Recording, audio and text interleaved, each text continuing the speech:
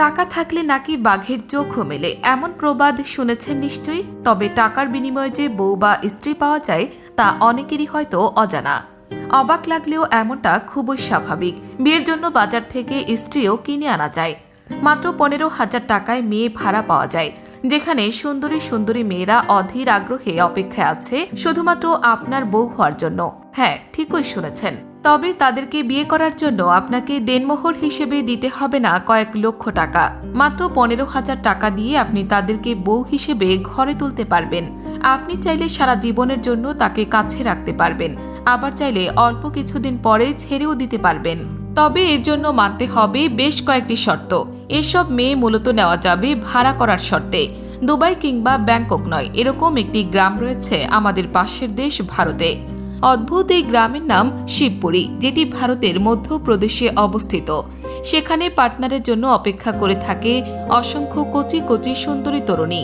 তবে মেয়ে ভাড়া করার ক্ষেত্রে মেয়ের সৌন্দর্য, কুমারিত্ব, বয়স এবং চেহারাকে সবচেয়ে বেশি গুরুত্ব দেওয়া হয়। মূলত পণ্য নিলামের মতো করে একটি মেয়েকে তোলা হয় বাজারে। যার চেহারা যত বেশি সুন্দর এবং বয়স যত কম, নিলামে তার দর ওঠে সবচেয়ে বেশি। সবচেয়ে সস্তা মেয়ের দর ওঠে 15,000 টাকা। দর বাড়তে বাড়তে কখনো কখনো 15 লক্ষ টাকাতেও গিয়ে ঠেকে। নিলামের এই বাজারে 8 থেকে 15 বছরের ভার্জিন মেয়েদের চাহিদা সবচেয়ে বেশি থাকে। এরকম মেয়েকে বাগিয়ে নেওয়ার ধান্দায় আগে থেকেই মোটা অঙ্কের টাকা নিয়ে ওত পেতে থাকে কামুক পুরুষেরা। বউ ভাড়া নেওয়ার জন্য আপনাকে একটি চুক্তি করতে হবে। কয়েকদিন থেকে শুরু করে 1 বছর পর্যন্ত একজন মহিলাকে ভাড়া নিতে পারবেন। এর জন্য আপনাকে 10 টাকা বা 100 টাকার বন্ডে সই করে চুক্তি করতে হবে। সেই চুক্তিপত্রে উল্লেখ করা থাকে আপনি কতদিনের জন্য সংশ্লিষ্ট মহিলাকে ভাড়া করতে চাইছেন। 1 বছর পরেও আপনি যদি এই মেয়েকে আবার আপনার কাছে রাখতে চান, চাইলে সেটাও পারবেন।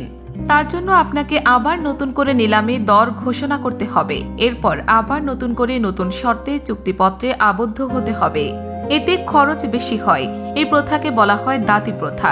অনেকে এই প্রথাকে দারিচা প্রথা বলে থাকেন। এখানে শুধু একজন মেয়েকে একটি নির্দিষ্ট সময়ের জন্য ভাড়া নিতে হবে।